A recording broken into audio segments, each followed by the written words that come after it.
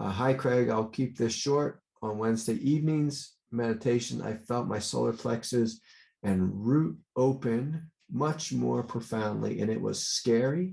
And my body started shaking, and I was hyperventilating for breath. Okay. So this normally means your Kundalini is waking up. I let the past 2 days flow, and the energy seemed very helpful in the solar plexus. Now it's going down to the root very powerfully, and my body is freezing and hyperventilating. I've been trying to work more on my power before I began my root work because I know I have a lot of trauma there. So I'm really overwhelmed right now and not really knowing what to do or what this means. Any advice would be deeply appreciated. Yeah, so basically it sounds like when the body goes into hyperventilation in regards to a spiritual experience, it's often, a couple things. So it could be just like in a real blunt way, your Kundalini is waking up, or it's waking up more fully. Another aspect of it is waking up. And or the Kundalini is waking up in your solar plexus, or it's waking up in your hara, it's waking up on in your root. And when a chakra first awakens, like sometimes it's just, ta-da, it just feels wonderful. And other times, if there's a lot of trauma there, there's a lot of pain, when it wakes up, it's like, ah, it's just like just pissing its pants and just freaking out. And we go into like a total fear response. And I'm laughing because, again, like I've had it all different ways. And so I know this experience. But the thing is what I want you to hear, my friend, is all of this is good. All of this is a sign of spiritual progress. It's a sign of awakening. It's a sign that you're growing, that you're expanding, that your consciousness is inhabiting a place that was once dark or heavy or tight or tense. And this is a wonderful thing. It's a wonderful thing. Now, from a human mental, like just conceptual or habitual perspective, we think if there's pain here, if there's fear here, this is bad, something's wrong. I'm going to tell you the opposite. This shows that something great is happening in you. And I encourage you to treat the experience the same way a mother, like a pregnant mother, like while she's giving birth, like the contractions and the stretching and the intensity of that, it's not a bad thing. It's a great thing. Is it uncomfortable? It's like, hell yeah, it's uncomfortable. It's like, oh my God. And am I shaking? And am I nervous? Am I crying? And so the thing that I encourage is just to allow your emotions just to do whatever they want to do. Just allow them to cry, to laugh, to scream, to moan. Like there's times when, I have chakra centers opening up and I'll just be laying there, I'll be moaning, just be, oh, man, oh. It's like, what the hell's going on over there? And it's like something is coming online. And chakras, like we have this idea that like, say, like Kundalini wakes up once or a chakra wakes up once. Like a chakra can wake up like 20 times or 100 times. I'm more likely to open, 10 to probably 40 times. But each time it opens up bigger in a more expansive way, in a huger way, in a more intense way, or new level of light, or emptiness, or expansion, or power, brilliance, or freedom will begin to flow through that center. And so sometimes the physical body will go into a response of hyperventilating. And if that's the case, just let it do that. Let it do that. What's helpful is if you go with the breath, like you said, you just go with the flow. And, that's where, like say, for example, like some of these breaths that people teach, like the rebirthing breath, the holotropic breath, transformational breath work. These are all like Western pranayamas. Wim Hof method, like a lot of this is one of the ways that the body has coped with overwhelming fears, just going into this state. That's like a pranayama breathing. And it helps to soothe and it helps to move energy. It helps it to flow. And it sends a lot of oxygen through the nervous system. It can be very helpful. Sometimes different pranayamas will come through the system and will start spontaneously manifesting. Again, I wouldn't fear any of it. I would be smiling and at the same time say, wow, like this is really wild. This is crazy. This is bizarre. And if you need to have a good cry, it's like, and you cry and say, wow, and cry and wow, and cry and wow, and let the body shake and tremble and sweat and like all kinds of things will come. And so like I've had real bizarre ones. I've said this story a bunch, but like when I was at Ramana ashram, up on the hill is the Skanda ashram, and I sat in Skanda ashram. It's a little cave up above on Mount Arunachala, and I sat where Ramana sat and meditated, and my throat chakra started to open. It felt like a billiards ball was just like coming out of my throat, and I was like gagging, and my throat felt like it was stretching, and it hurt like so bad for like days and days. It hurt like it's like I was going to give birth to this ball of light just like coming out of my mouth. It was like, what the heck? But again, like I don't ever think too much about it. I'm more just impressed by like the wildness and the intensity and the light and the physicality of it. By impressed, I mean like I give my full attention to it without thinking about it in a fearful way. Now, there was another question. I'm just going to roll into the next question, and we'll stay with you though here. Dear Craig, the pressure I endure has grown recently to such a level it hurts me all the time. I'm afraid to have an injury and to die. Is it possible this happens? No. We are opening to light. And so if there's pressure, if there's intensity, is it going to injure me and am I going to die? No, absolutely not. People do not die from spiritual experiences.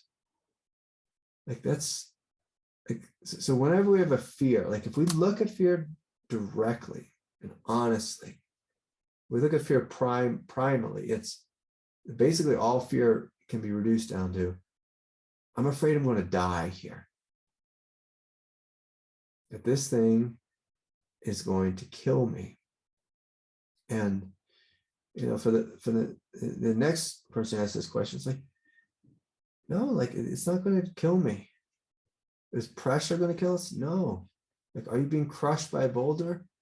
That will kill you.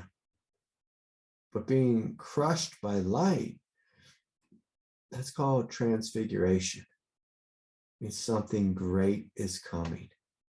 Like this is light, it's heat, it's fire, it's consciousness is coming online.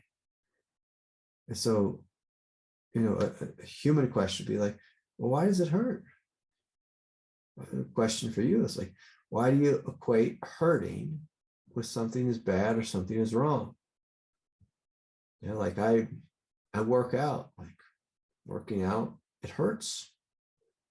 It hurts, but you don't get a body like this. I'm sorry, couldn't help myself. I'm sorry. Unless you get up every day at 5 a.m. working out. I'm sorry. It's like we do things in life that hurt, but then we expand, we grow, we become stronger, wiser, deeper, more full, more brilliant. Like a lot of things in life are hard. A lot of things are really difficult. Again, I love the metaphor of birth. My children were all born at home in an inflatable swimming pool. The other one, what was the other one? And horse troughs, horse troughs, and like these women have immense strength, immense power that comes online. They're transformed. They're transformed through a pregnancy. They give birth at home. It's like that girl, they're both girls. They give birth, they become a woman. They become a goddess. A goddess, literally. Literally, you give birth in your house. Like, you become a goddess. Like, there's something incredible. Was it hard? It's like, oh my Lord. There's a reason guys aren't allowed to give birth. It's like we don't have that type of strength. Like we don't have it. With women. It's like the goddess comes online. The goddess comes online. And so there's pressure, there's heat, there's light. It's not to kill you. It's here to transfigure you. Yes, Jesus, like, was it hard? It's like, hell yeah, it was hard. Ridiculously hard. It pushed him beyond just being some, let's say random Jewish rabbi, into knowing himself as a son of God. It's a huge transformation. Know himself as light. Know himself as a divine master. Yeah, and so these things that are happening in our body, they can be physical, they can hurt, we can shake, we can tremble. I can remember the first time I went and just did breath work I went and had a breath work session. I was wearing a sweater, 2 shirts underneath, a pair of jeans. It's like I sweat through everything. I sweat through jeans and a sweater. It's like, I don't know what happened. I did this breath work, all my chakras opened, and like I looked like a heroin junkie who was like coming down and having withdrawals. Like it was like there was a pool of sweat just from shaking, from trembling, from hyperventilating, and I went outside the freezing cold. I was like, oh my God, now I'm going to die. This is like negative 12 degrees outside where I was at, and it's like the coldest day of winter, and so like when we open spiritually, sometimes it is very intense. But you said the right thing, my friend. You said, I'm just going to go with the flow. I went with the flow. You let energy move. Like that's a basic thing. Like what's the advice? Let energy flow. Let it flow. So how does that happen? You trust in your experience. You don't think about it. You don't try to control it. You don't fear it. You don't let your mind spin that there's something is wrong, or this is going to kill me, or this is a mistake. God is punishing me. No. We don't go any of that. None of that. We stay with the basic truth here. Energy wants to flow. And so we can investigate, like with the second questioner, often their energy gets stuck in their head. So energy gets stuck in the head primarily because of one reason. And it's that we're critical. Like we have a strong critic and we have a strong controlling nature. That tends to be why energy gets stuck in the head. So we have to be willing to surrender that. When we surrender that, energy will flow. And it'll feel much better. Instead of pressure, it'll probably feel like bliss. Probably feel like bliss. With solar plexus, let me feel into the solar plexus for a moment. It was scary. So within our solar plexus, within our root, within our heart, that whole center, this is where fear lives. And so what I want you to imagine is when you open to a center where fear lives, you're going to experience a lot of fear. And I want you to imagine that fear is coming forward to be released. And I want you to have a sense of, if you just breathe into that center and you're opening to it, and lots of fearful thoughts and imagery comes forward, and shaking, primal feelings of fear, existential fear, death and annihilation, all that kind of fun stuff. you just let it flow, you let it run, you let it empty. But if you have like a little mantra in your head, like whatever I'm feeling, I'm healing, like a little mantra like this, then you just have this sense of like, oh, it's good, it's good, it's good, it's coming. But if the mantra in our head is, if it feels bad, it is bad. If it feels bad, something has gone wrong. What that does is it closes your throat chakra, it closes your nervous system, it puts your body into a state of fear. Then your body, like your nervous system and your emotional nature, is fighting and resisting something that's trying to liberate, trying to release. And instead of that happening, I want you to imagine jumping in a river and you let the river carry you. So you jump in the river of fear and you let it carry you. Carry you. You let it carry you. And if you've ever experienced fear directly, like if you jump into fear, if you jump into any emotion and join with it directly, it'll feel like you're in a raging river that's flowing in a certain direction. And there actually will be no thoughts there. There'll just be this huge movement of energy. So I'm inviting you to join with the fear. If you look at it from the outside and judge it that it shouldn't be here, it's like 10 times worse. But if you jump into the fear, what fear does is fear transmutes into the energy of excitement. And in the root chakra, fear transforms into the energy of excitement as the form of life. And by life, I mean all of life. All of life that makes up the universe. So it's like this immense flow of prana that is so happy to be alive and to be expressive and to be here and to be creating and to be living. So it's the energy basically of radiance, when you join with fear 100%. But again, if you stand back and you're like a spirit rock Buddhist and sorry, I'm picking on those guys. If you're a spirit rock Buddhist and you're just looking at fear and witnessing it from far away, it's going to suck. You'll be like, I'm witnessing fear. And that's going to make you want to pee your pants and you'll be terrified of it. But instead of witnessing, if you jump into it and join, become one with it.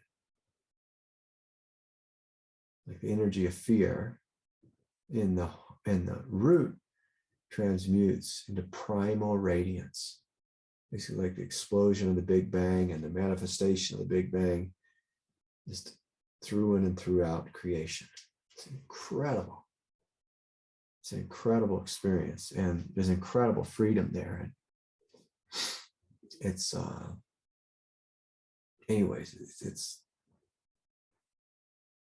it's wondrous. You feel so alive, like you feel alive almost like a madman, just like just so full of life and energy and brilliance and just explosive energy.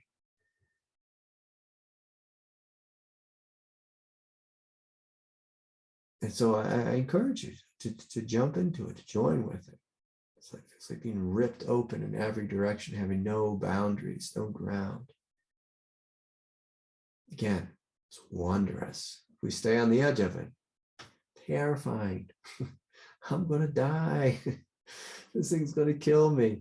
And keep in mind, there is something that will die if you keep opening. And the thing that's going to die is your fear of fear.